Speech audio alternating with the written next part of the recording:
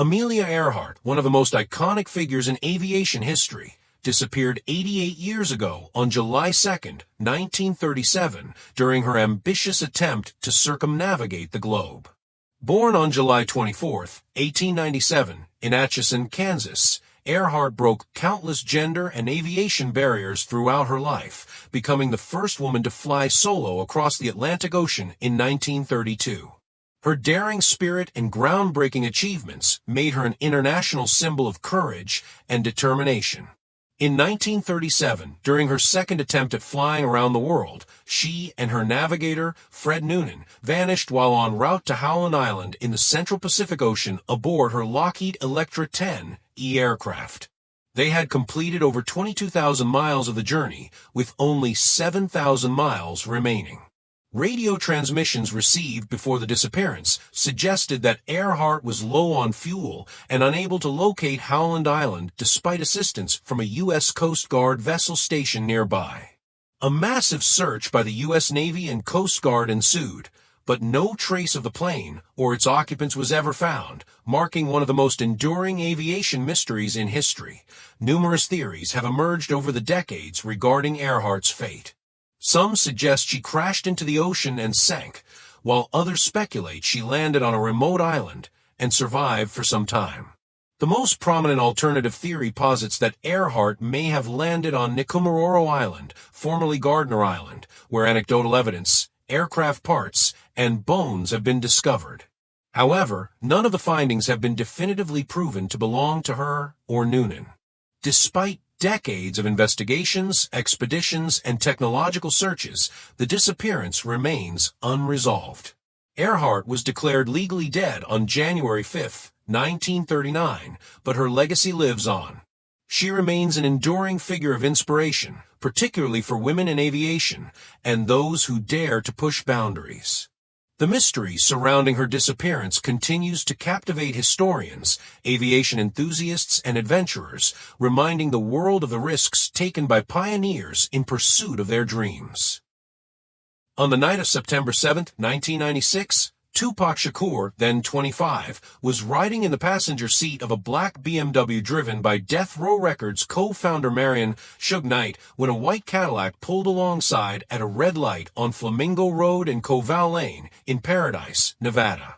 For shots rang out from a .40 caliber Glock, two striking Shakur in the chest, one in the arm and one in the thigh.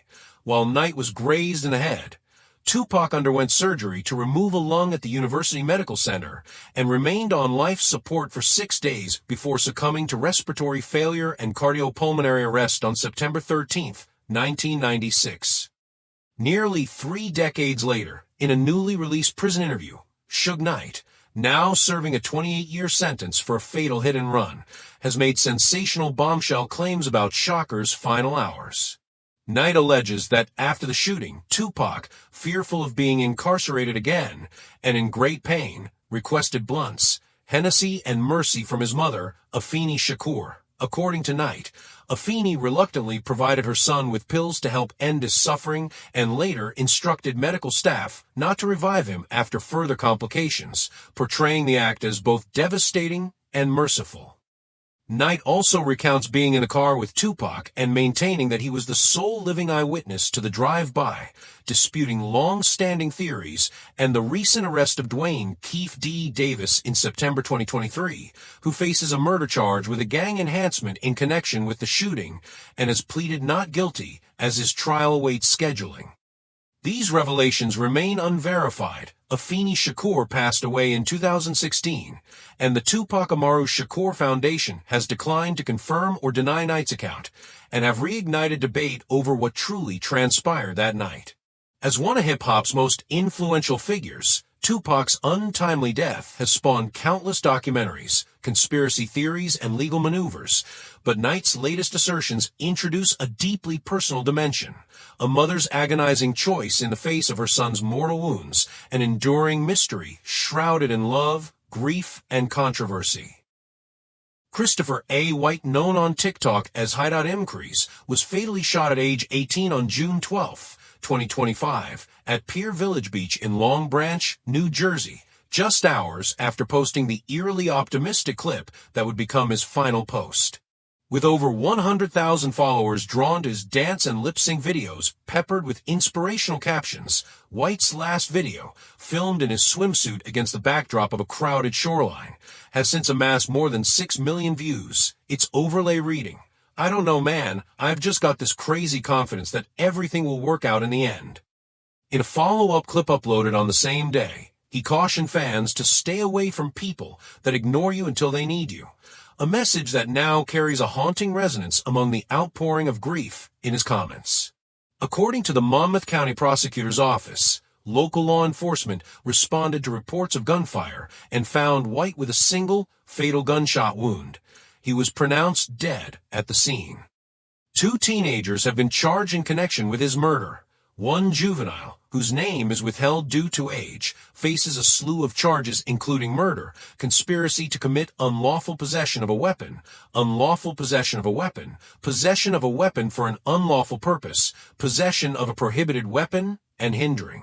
An 18-year-old Dwayne Exelis has been charged with second-degree conspiracy to commit unlawful possession of a weapon, handgun, second-degree unlawful.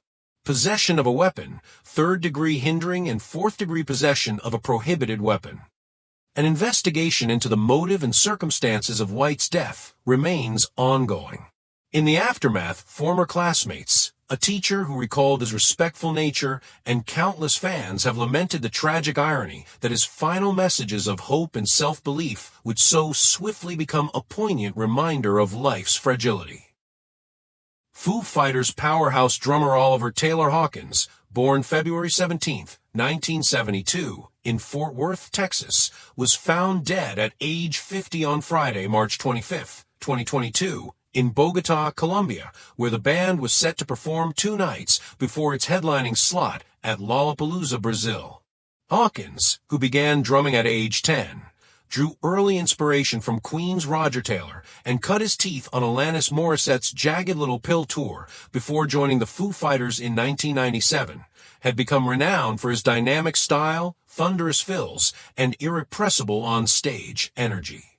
Over a 25-year tenure, he recorded 8 studio albums with the band, starting with 1999's There Is Nothing Left to Lose, and most recently contributing to 2021's Medicine at Midnight, while also fronting his own side project, Taylor Hawkins and the Coattail Riders.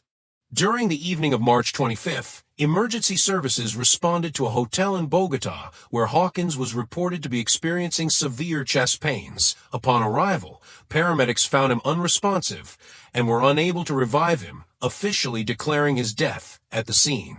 At the time, Colombian health officials noted that no definitive cause had been determined, though an autopsy was conducted as part of the ongoing investigation. The sudden loss of Hawkins sent shockwaves through the music community, prompting an outpouring of tributes and memories from bandmates, fellow artists, and fans worldwide. Dave Grohl later called him "my brother," while musicians such as Tom Morello, Ozzy Osbourne, and Questlove lauded his talent and generous spirit. In the wake of his passing, the Foo Fighters canceled the remainder of their tour dates and released statements expressing profound sorrow and requesting privacy for his grieving family. Taylor Hawkins' legacy endures through his recordings, electrifying performances, and the indelible mark he left on modern rock drumming.